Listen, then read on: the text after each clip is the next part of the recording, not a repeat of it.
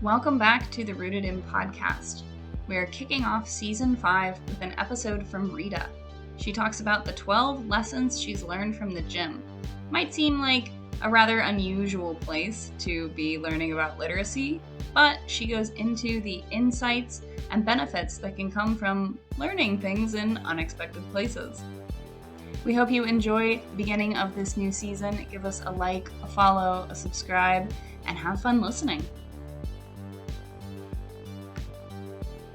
Hi, this is Rita. Today I want to talk to you about 12 lessons from the gym. Now, this seems like a weird topic, but those of you who've been listening to my podcast and taking some of my classes know that a lot of times when we make analogies for learning in a physical way, we can understand better how learning needs to happen. There are certain things that we kind of accept in terms of building our physical health that we can apply to how we learn and cognition.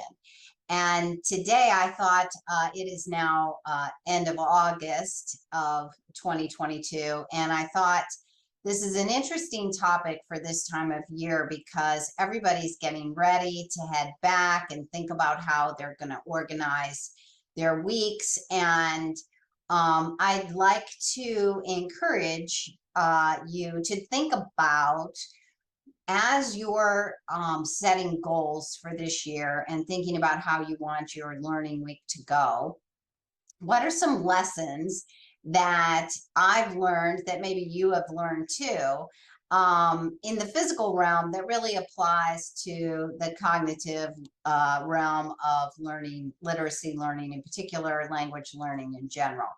So I have 12 lessons. Some of them you've heard before, some of them may be a little bit new or a little different spin. So bear with me. Number one.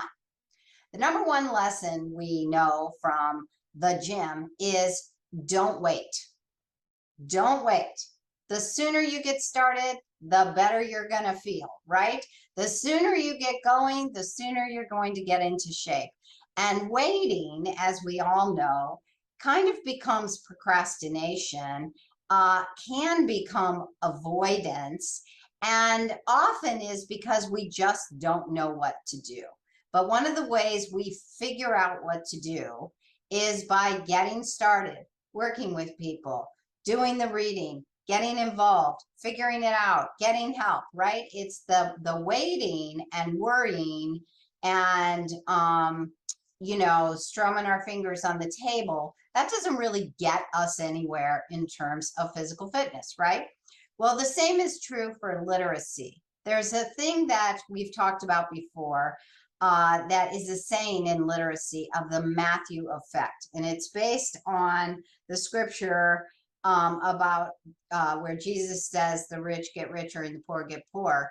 And we know that in terms of literacy and reading and writing, the rich get richer and the poor get poor. Those who read a lot gain even more skills in reading, especially in vocabulary growth and comprehension. Those who write a lot gain way more skills in writing, especially in terms of composition, organization, and grammar structure. So the more we do, the more we grow. And I wish that I had been working out in the way I'm working out now. I wish I'd been doing it in my 20s, right? I mean, how much further along would I be had I started this in my 20s instead of my late 50s? I wish I hadn't stopped exercising when I started having some physical issues as a result of a car accident that made it hard for me. So for about an 8-year period, I kind of couldn't figure it out. I kept trying some things and I started to just give up. Now I'm not only catching up, but I'm in this phase of life that kind of works against me, right? I'm in this phase now in my early 60s where if I don't keep working out, I'm actually losing strength and mobility and endurance and balance, right? Well, that is true for our kids as well in terms of language and literacy growth. we absolutely know that there are these periods in cognition where we are kind of the most malleable. That doesn't mean it's ever too late. Never, ever, ever, ever, ever is it too late. But waiting is not really that helpful. Mostly what waiting does is it makes the gaps grow. Just like physically, I get increasingly weak. Waiting just means now the difference between my age level and great expectancies has just gotten bigger and bigger and bigger. So if you are just now getting on board and you're thinking, how am I going to do this? My child really doesn't like it. They're resisting. Don't wait. Don't wait any longer. Tell your friends, don't wait. You don't have to go at the rate everybody else is going, but you do need to get started. So, lesson from the gym number 2. I call this gentle, gentle, gentle, apply, apply, apply. So by gentle, gentle, gentle, this is when we talk about working to a level of success. We really don't want to throw everything at kids and have them feel overwhelmed. That's really not helpful. The gentle approach, a little bit at a time, working to a level where we know they can be successful, but then apply it. Don't wait until they have all their reading and writing skills to try to spell a few words. Don't wait until they have all their spelling and grammar skills to write a few sentences. We always want to be inching up the skills and applying it and then moving to the next level. This is why we call it laying a path, because we take tiny steps, but we keep moving down the path. So I realized that something like lifting weights, which quite honestly, I always thought was boring and hard and I don't know, uninviting and intimidating and all those things. It mattered more when I realized, hey, you know what? I can lift all these bags of groceries at one time. You know what? My left hand is getting to approach the strength of my right hand. You know what? I have a pretty good grip now. You know what? I can put baggage, carry-on baggage overhead by myself without having to ask the person beside me to give me a hand, and without worrying about it clunking on someone's head when I lose control. All the ways that I apply what I do in the gym helps me feel motivated to keep going. And this is true of our kids too, as they're learning. We don't say, hey, we're just doing this little thing here, and someday we'll work on writing. Someday we'll work on spelling. Someday we'll work on, making a paper, because I'm trying to be super careful. Even in the midst of being gentle, gentle, gentle, we apply, apply, apply. It's really one of the things that really helps motivation and helps cut down on the why am I doing this anyway, okay? Third lesson from the gym, work at intervals. You're less likely to hurt yourself and give up. It's so true. I can remember taking these group classes. Group classes are mostly geared to what a teacher can do. And they're also geared toward some standard set out there by somebody, right? So in a group class, we might do 5 minutes of sit-ups or something. Well, I got to tell you what, I am going to fatigue and start compensating and using the wrong muscles after a minute. So is that good for me? No, that's not good for me. What's good for me is to work in intervals and work so that I'm still doing good work within that short time period. And it also helps with variety. Who wants to do sit-ups for 5 minutes when you can do a round of sit-ups and then a round of pull-ups and then a round of bike and then around all these things in 45 seconds to a minute intervals and then repeat, right? That kind of interval work works really nice in training, and it works nice in our schooling with literacy as well. We can build a couple words. Now let's write a couple of these words. Let's do a sentence. Let's read a few of these sentences. Let's come back and use a few of these words and create our own sentences. Now let's read a paragraph. Okay, let's take a break and go do something, right? This working in intervals really matters. This goes to the next one, lesson number 4, work until you can't, rest until you can. This is something that my trainer says to me all the time. Work until you can't, rest until you can. And what that is kind of a saying that has to do with weight training. This idea that rest and work are synergistic. You know, we work, the more we rest ourselves, the harder we can work. And the more we work, the more we're going to need that rest.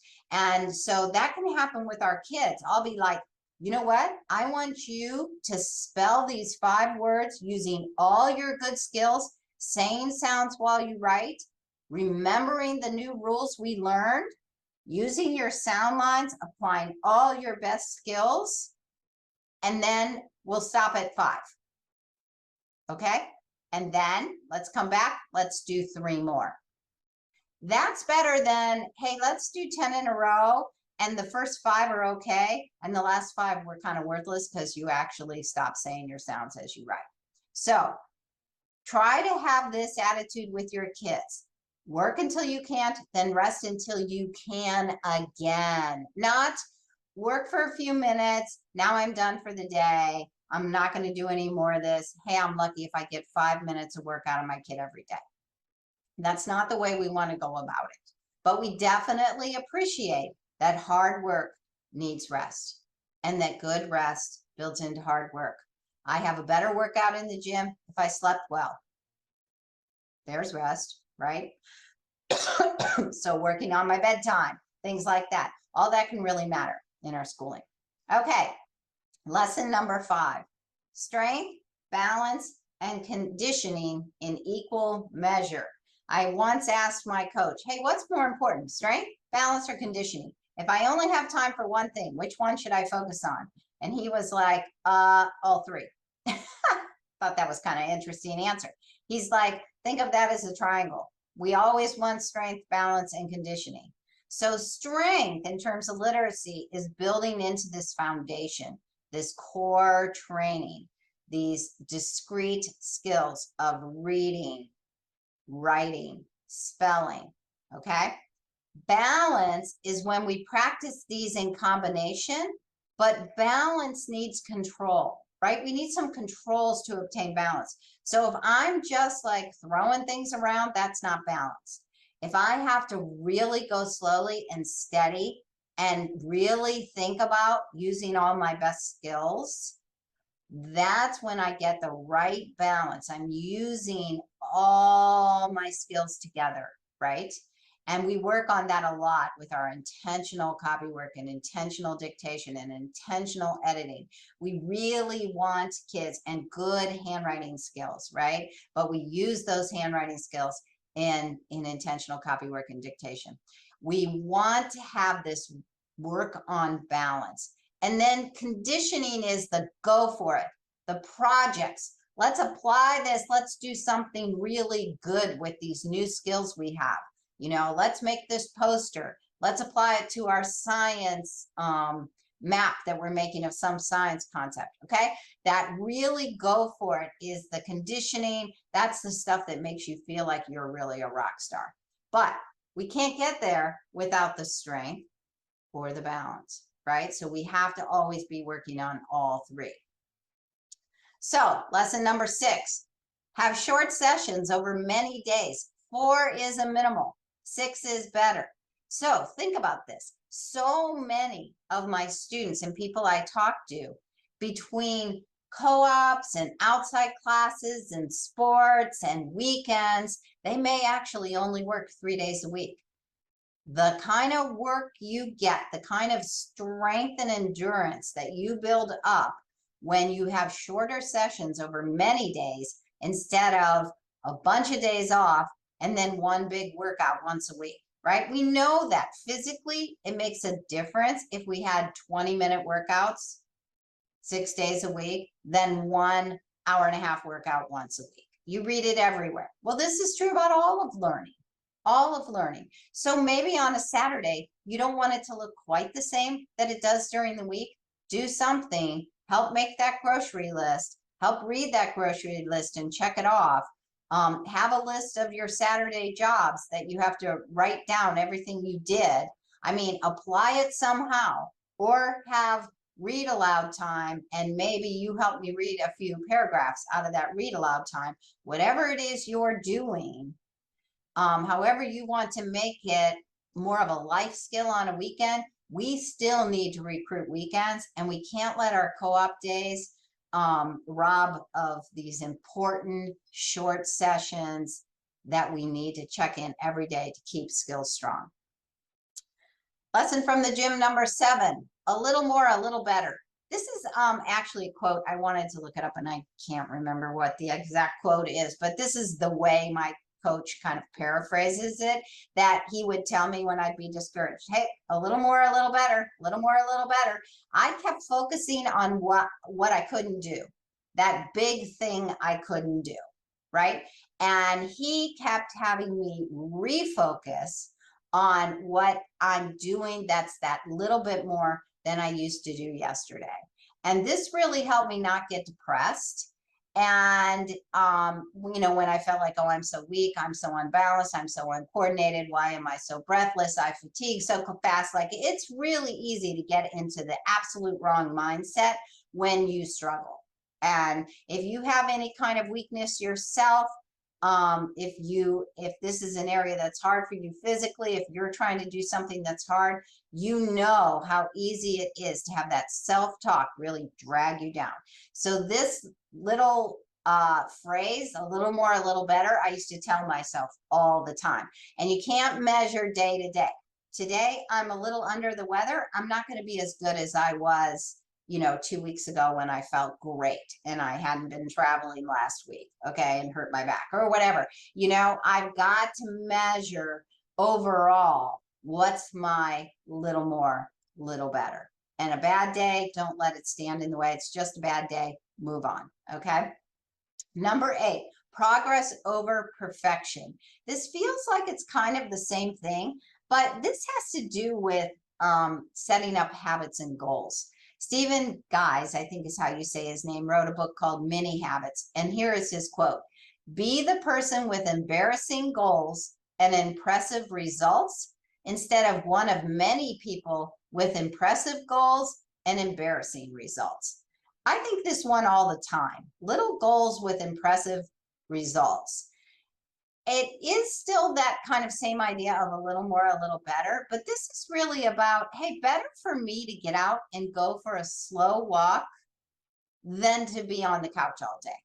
You know, that little unimpressive goal compared to the person who's going for the 5-mile run, you know, who's working toward marathons, but that unimpressive goal, embarrassing goal, really over time, if you have good results, are better than, hey, I used to swim a half mile 3 times a week.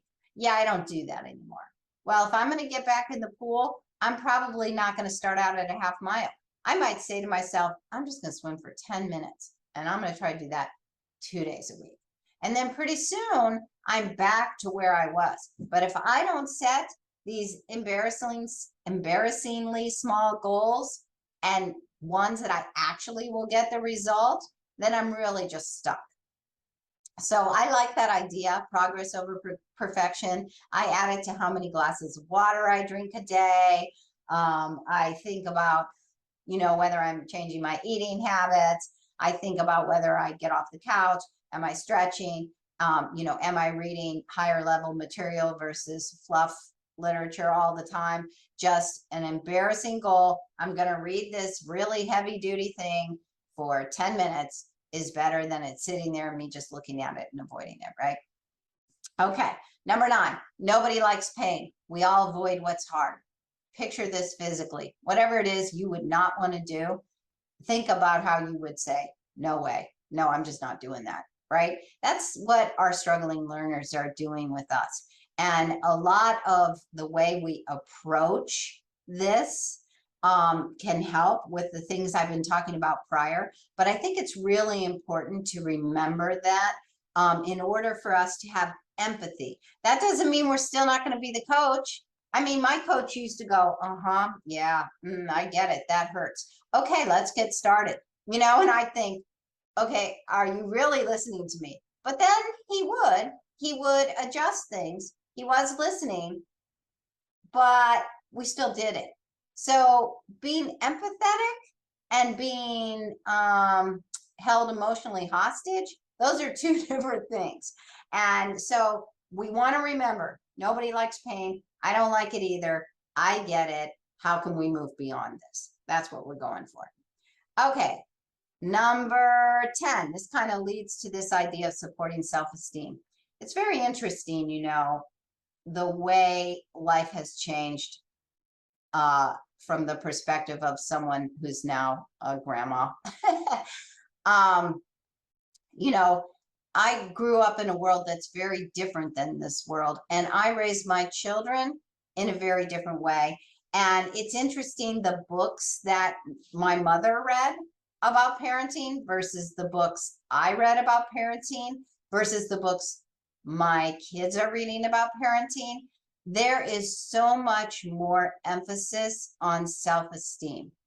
And I don't know that that's all a bad thing, but I think that we have some assumptions about self-esteem that I think really need to be tested. So, for example, when I was young, they started giving out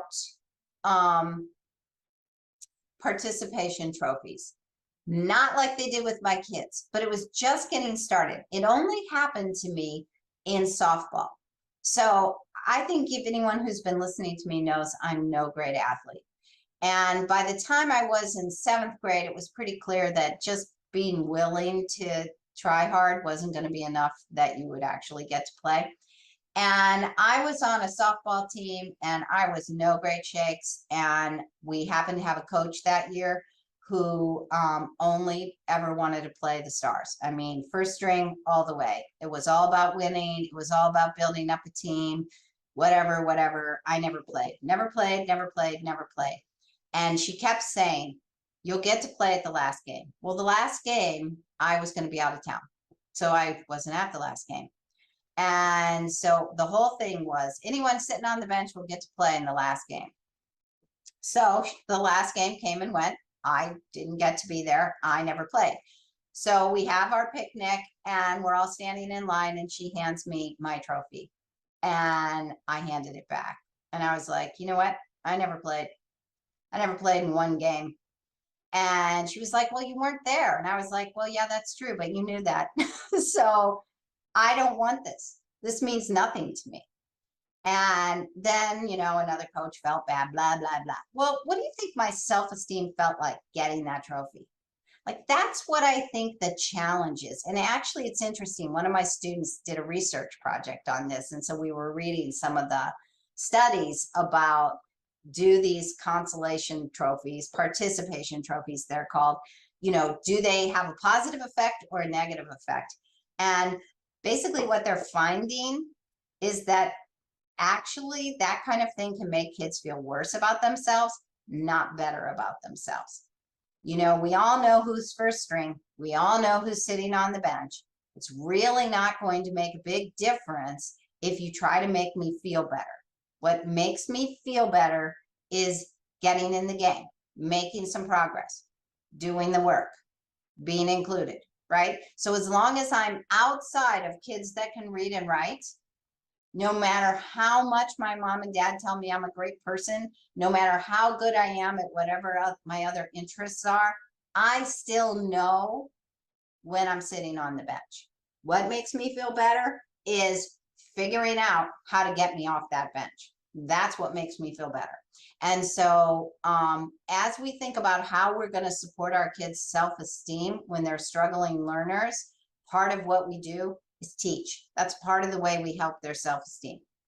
And so I think I see that in the gym. I am still not a rock star in the gym, but I'm doing a lot more than I did before. And the way I feel about myself is very, very different. I might only be glad that I'm lifting groceries more and I'm still not running a marathon, but it doesn't matter. I am actually feeling better about myself because I'm no longer sitting on the bench. And that's what we really know from the gym. Okay. Lesson 11, tackle the real problem. So I think about this in terms of exercise because, I would always look for the cute clothes that might make me feel better. In fact, I remember reading this article about how many pairs of black pants most women own, that most of us are in this pursuit of the black pants that are going to make us look great, right? Well, what would actually make us look great? Various things that may be our problems, right? Like whatever my body problem is, or your body problem is, or our perceived body problem, even if it's not real, it's just what we think.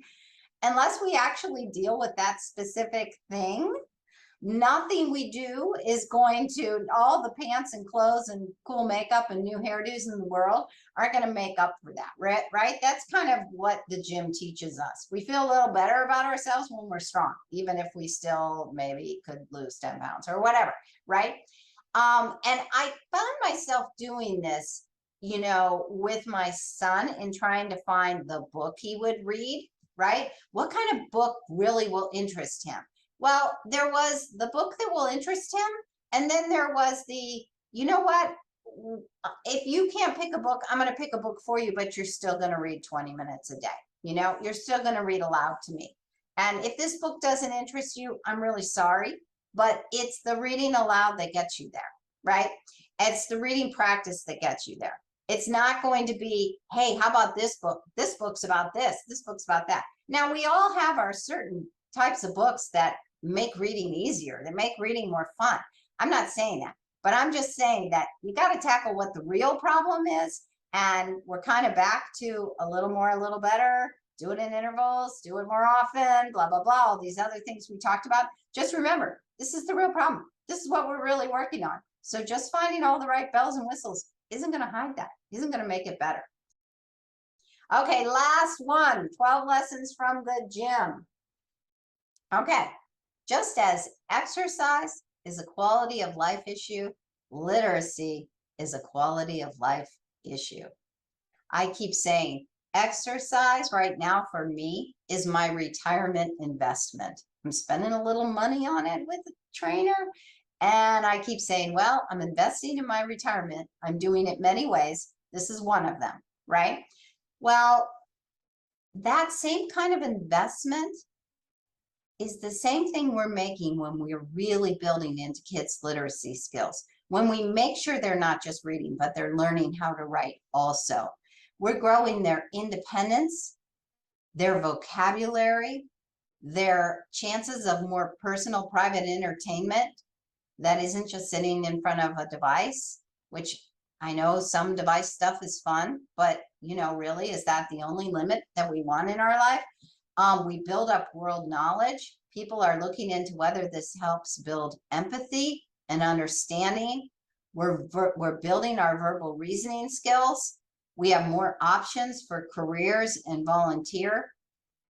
There's so much about quality of life when we really invest in our kids' literacy. I think most of us know our kids need to do some exercise, right, in order to be healthy. Well, actually, to grow the brain, we need literacy skills. And even if you have a struggling learner, even if the amount of literacy skills they gain over the course of their educational life is going to be less than their peers, you are still building into the quality of their life. This kind of loops back around to don't wait, because the gap can reduce that. But even if there's a gap already, just get going. We're really building into quality of life the same way exercise does, right? And there is a researcher named Keith Stanovich, and there is a YouTube out there called the Matthew Effect. And we'll try to make sure we get a link to this, but you can just put in Matthew Effect, does reading make you smarter?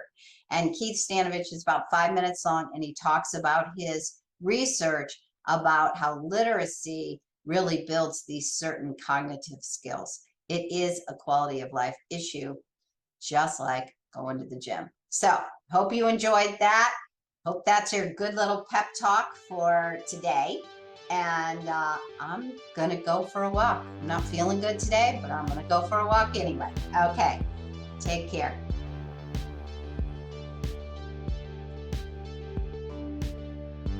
If you enjoyed what you heard today, please give us a like, subscribe, and follow our podcast, blogs, and YouTube channel. Check out our website at rootedinlanguage.com. Join our Rooted community on Facebook, where you can ask questions and join in discussion with like-minded home educators. This is Rita Savasco from Rooted in Language. Have a good day.